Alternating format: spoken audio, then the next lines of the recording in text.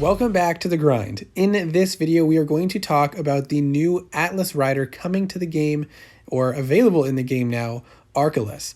And this rider also has a very cool design. Not my favorite from the last couple that we've seen, but definitely one of the cooler designs. Like, look at that staff and the glow there.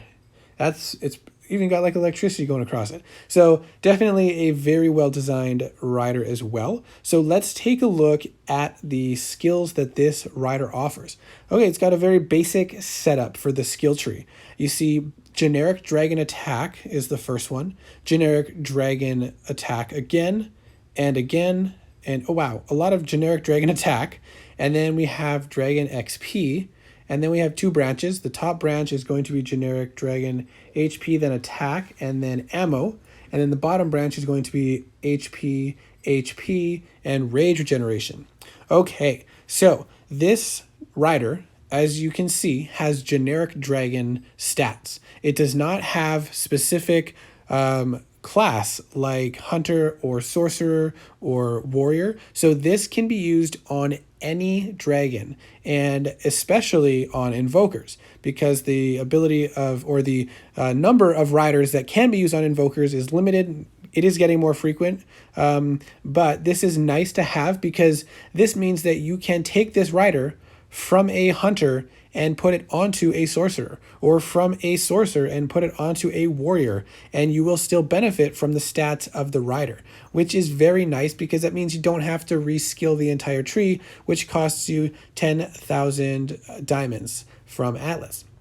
Now, the one thing that I'm seeing that is somewhat disappointing initially is that you have to choose to go down the path for the one ammo or to go down the path for the rage. That means you cannot have both. So that does come to kind of give a disadvantage to hunters. Basically, this is the only path you want to, the only class you'll want to take this path for is for hunters, because you'll want to get that extra ammo. And you do end up getting more attack because both of these are HP on the bottom, whereas one of them are attack on the top. So you will end up getting more attack for the dragon going the top route, as well as getting that ammo, which hunters often benefit greatly from ammo, but they also often benefit from having increased rage. Pretty much every dragon wants increased rage. So as we always do, let's go take a look at War Dragon's Neon to compare the stats of this rider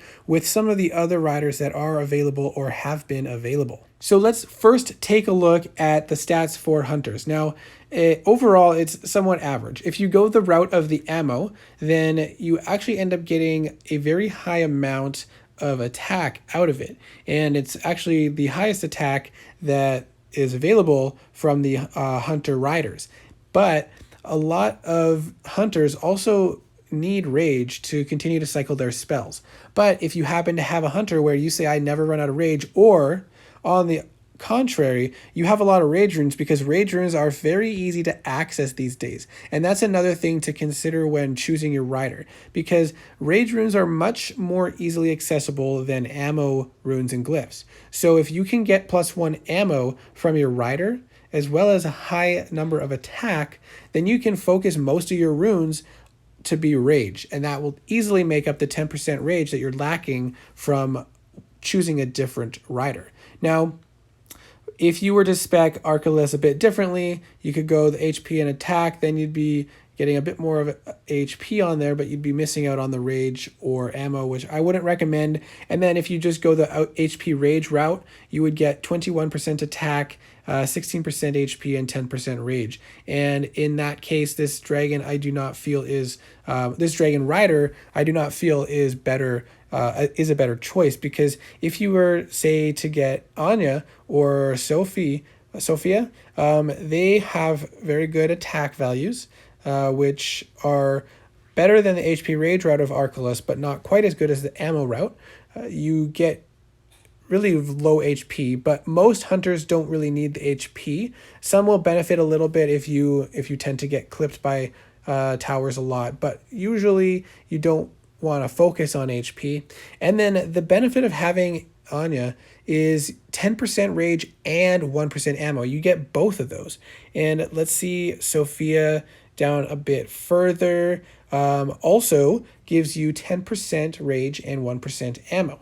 The difference with Sophia is the attack value and HP value is just slightly less, but still a very, very good rider if you are going for hunters. So my personal preference is to go Anya or Sophia before Archelus for your hunter, unless you're in a situation where you do not need the extra rage, or you already used Anya and Sophia, but you want another one.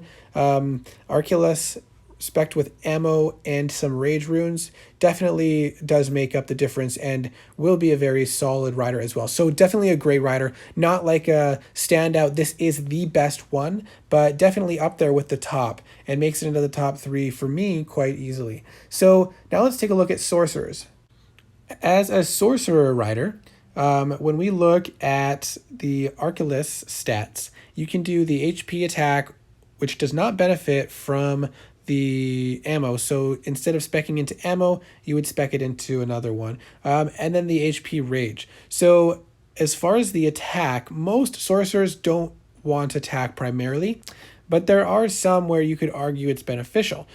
Specifically speaking of Krelos, because Krelos tail whip is based on attack damage. So if you're trying to speed clear or speed setup bases with Krelos that are higher level, then you want that to be as high damage as possible. So you can kill the red mage and say the shield tower so that you can get through the base. And so that is a situation where the attack specs would be beneficial for a sorcerer. Otherwise, you usually want HP and rage. And looking at Anya, for example, HP is much higher and it also has the rage. There's a lot of riders, even Anno has a much higher HP as well as some rage. So a lot of these other ones for sorcerers speccing for HP, there are better riders out there. Looking down at Hugo again. So if you have access to another one of these riders for your sorcerer that primarily wants HP, then I would go for that. But if you have a sorcerer like Krelos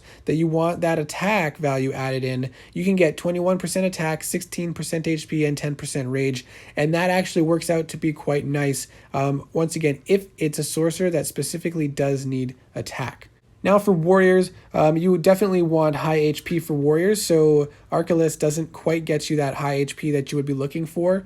There aren't really any warriors that primarily need attack stats, so I wouldn't really say this is an ideal warrior rider. And then if we go look at invokers, we can see that Archelus, it depends on the invoker you have. Most invokers want HP as well, so it's going to be the same story as the warriors, but there are some invokers that do benefit from having additional attacks. So this would be a great rider for invokers if you are looking for a rider that gives more attack to the invoker. But overall, it's not a bad rider either. And so it's an okay rider for invokers, not ideal for warriors. It's okay for sorcerers, depending on the ones you're looking for. And then it's also a pretty decent to very good hunter rider as well. Depends on what you're looking for, what you have access to. It is an Atlas rider, so it's always available in the game as long as you have Atlas. Whereas some of these other ones we're comparing to have come and gone in seasons before, so you might not have those ones available, and therefore Archelus might be your next best option. Let me know what your thoughts are on the design and stats of this dragon rider. Let me know if you're planning to get him, and I will see you in the next video.